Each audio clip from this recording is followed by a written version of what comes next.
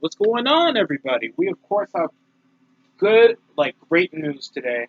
Of course, if you guys haven't heard, the recent inductee into the 2021 Hall of Fame for the WWE is, of course, the Big Red Machine's the Devil's favorite demon, Kane, the former world champion.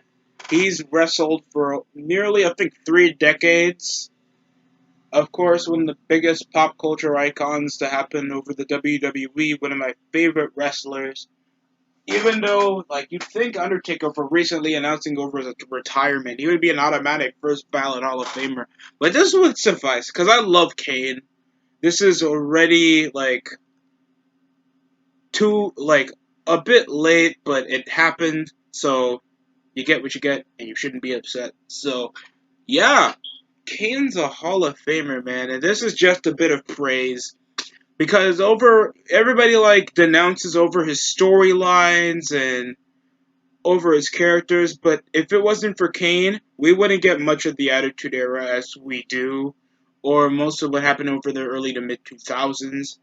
He, of course, had he has of course been in many matches where people still went to this day, like Buried Alive, casket matches, and Inferno matches, Hell in a Cell.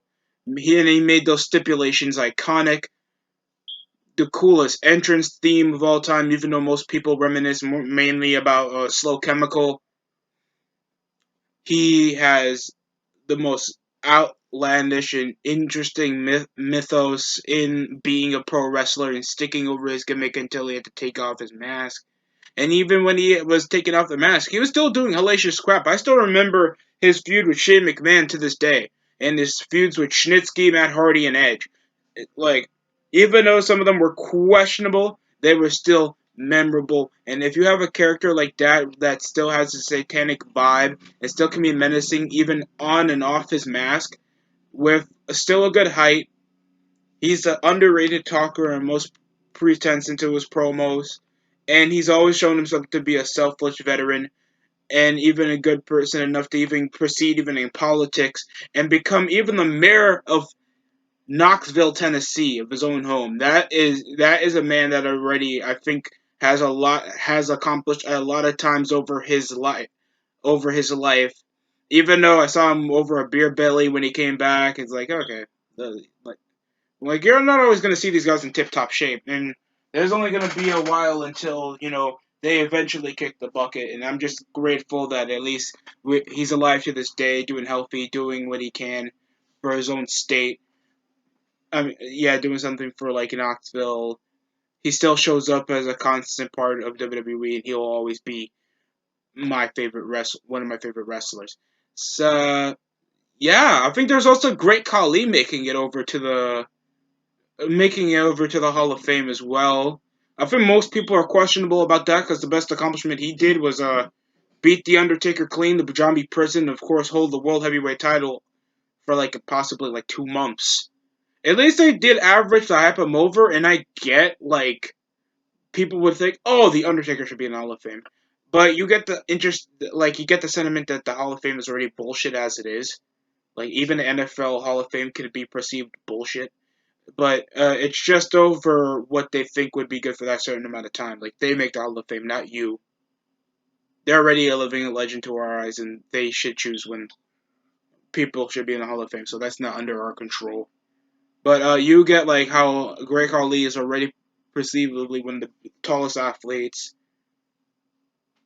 big, reasonable size, beats the Undertaker, is one of the first Indians to be world champion over in the company, and did a lot to expand over the Indian market for WWE, and even more primarily a lot of Middle Eastern of the fan base has grown over to watch WWE. That now we even have freaking Saudi shows. So as much as we want to question over Great Khali's work rate, the guy just needs that big ass presence, that definable look, and he even had an average at best manager, and he does a lot to grow over the company worldwide. That's a lot of benefits over for the WWE that you guys are not seeing because all you guys are going to see is work rate. it was the same complaints technically. I guess everybody had when the Bella Twins made it into the Hall of Fame last year, and also I'm not afraid of that myself. I admit that I also bitched when the Bella Twins were in the Hall of Fame. I technically didn't care that much. I wasn't gonna always rave over it. I just think some people even went on a list of like, oh, Christian should be in the Hall of Fame, not the Bella Twins. Like you gotta catch over the major point. All because you're a good wrestler doesn't mean you're always gonna make over the Hall of Fame. It's got to be all around how it's benefit the company worldwide and crossover ability, how it's spread over for you as a person, for a company and for the company's image. That's why the Bella Twins made it. Like over most of the Divas division we had over Primordially over that time, who can just say that they have their own reality show, their own podcasting, been in movies, and been one of the more mainstream representations for the women's division? That was absolute garbage. So I can understand over that sentiment why the Bella Twins are even in the Hall of Fame, and we can't do anything about it. So that's my opinion. Other than that, thanks for watching. Congratulations again to Kane to making it into the Hall of Fame. You deserve it. Thanks for watching.